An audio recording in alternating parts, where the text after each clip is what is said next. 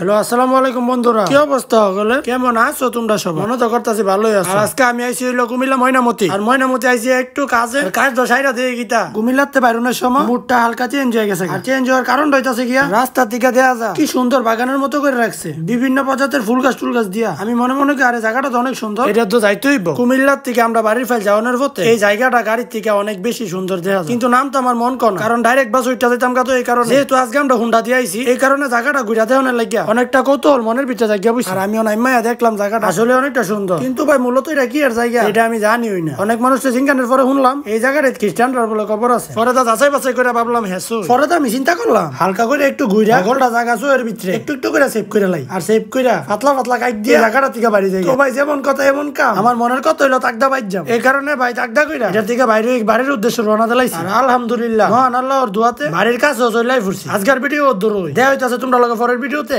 মনটা চাইলে ভাই কমেন্ট করে আল্লাহ একটা লাইক করে, আর ভিডিওটা ভালো লাগলে শেয়ার করে। আজকের ভিডিওটা দূর হই। আল্লাহ হাফেজ।